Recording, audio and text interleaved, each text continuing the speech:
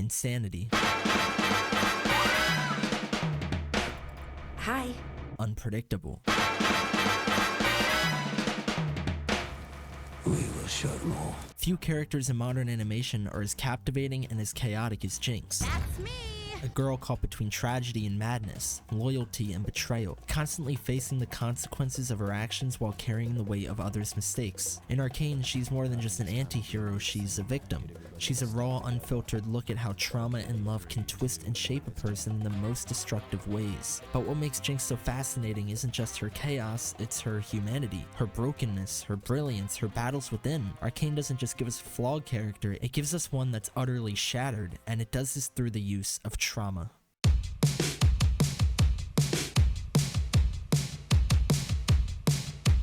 There's no moment in Jinx's story more pivotal and traumatic than her sister's betrayal. Because you're a Jinx! Nearly every action taken by every character was influenced by this one moment, so it's probably a good place to start. Powder's introduced as this sort of incompetent but well-meaning kid who's a little too experienced to handle jobs, but she tries. She means well, but she just can't seem to find a way to be helpful. So when Vander gets captured, she sees a chance. Not just a chance to be helpful, but a chance to be seen, to be appreciated, a chance to be a part of a family, something she'd chase for the rest of her life. This is where Silco finds Powder at her lowest, not just betrayed but abandoned, a feeling familiar to him. He doesn't just offer Powder guidance, he gives her unconditional love. He takes the shattered remains of a hopeful child and creates Jinx, molding her into a weapon for his war against Piltover. He gives her purpose, but it comes at a cost. That little girl searching for her family is buried beneath the chaos of the persona that he's crafted. Throughout Season 1, Jinx's descent into madness is relentless. Her decisions become increasingly irrational,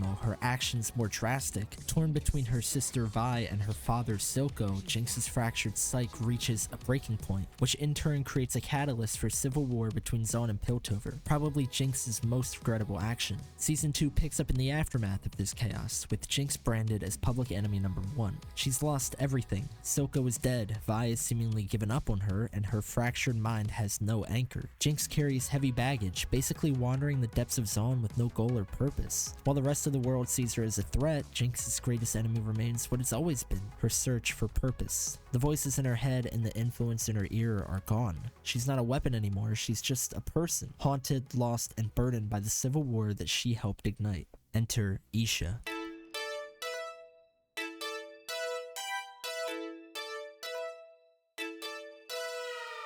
Like Jinx, Isha is a lonely soul navigating the harsh discomforts of Zaun. Together, they begin to find solace in one another, forming a bond that echoes the sisterhood that Jinx and Vi once shared. They become wandering companions, united by their shared pain and the desire for something more.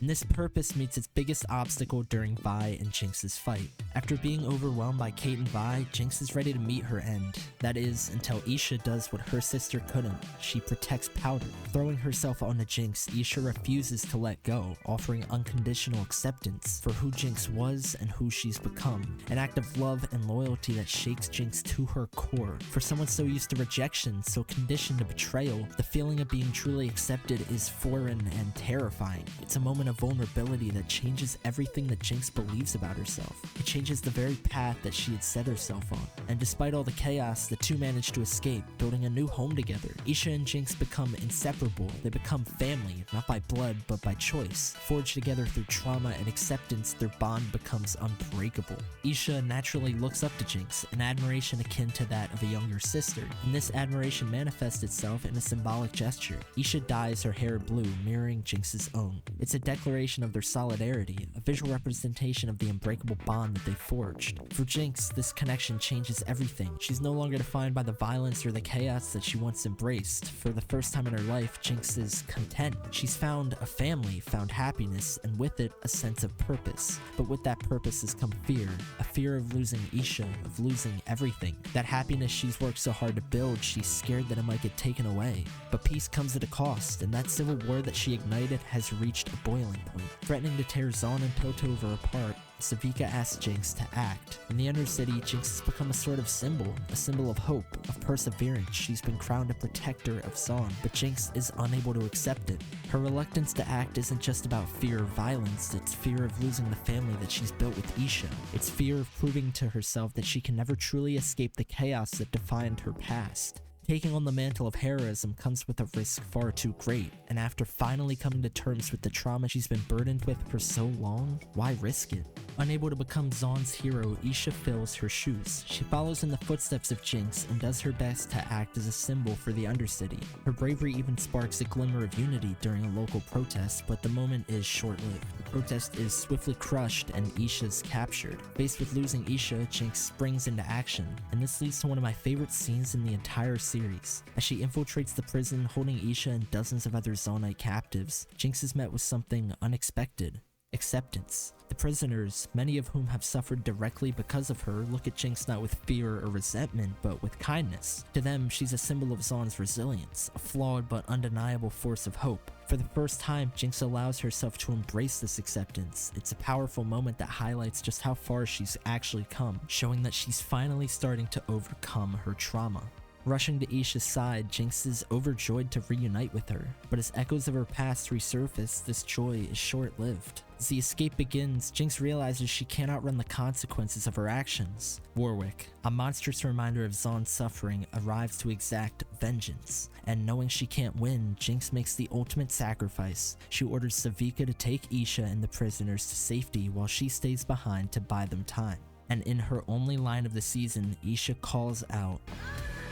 Her words, though short, are packed with meaning, an acknowledgement of her acceptance and her love for Jinx. Jinx fends off the beast as best she can, but she's pretty much lost. And after some of the coolest still frames in the whole show, we cut to Jinx battered and bruised, basically on the verge of death. Jinx is happy enough that Isha could escape. She once again accepts her fate before finally it's revealed that the beast is actually Vander, twisted and transformed beyond recognition. Vander was essentially her father, the person who first gave her and Vi a sense of family and protection, and now he stands before her warped into something unrecognizable. In Vander, Jinx sees the cost of Zaun's rebellion and the role her actions played in fueling it. He's a living, breathing consequence of everything she's tried to bury and forget. But this moment also serves as a reminder of the love and sacrifice Vander once embodied, a reflection of the path Jinx has been trying to follow with Isha. Arcane is a genuinely incredible show, and the moments after this one are what convinced Jinx to finally break the cycle and walk away from it all. But I'm gonna do something I don't normally do.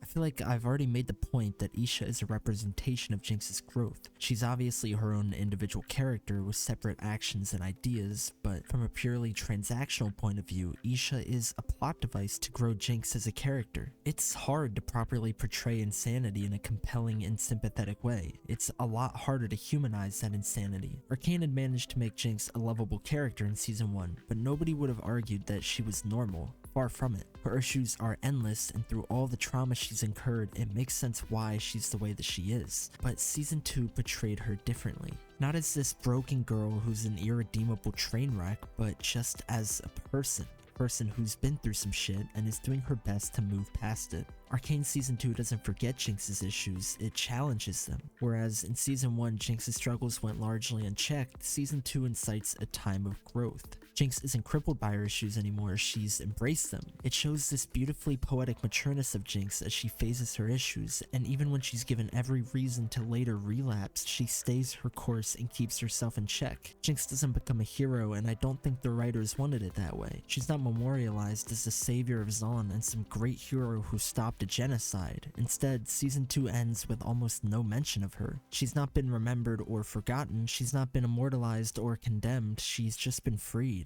And I think there's something beautiful about the fact that despite all her flaws, despite everything that she's done, Jinx was able to break the cycle. And if things were just a little different, she could have lived a happier life. Thank you for watching.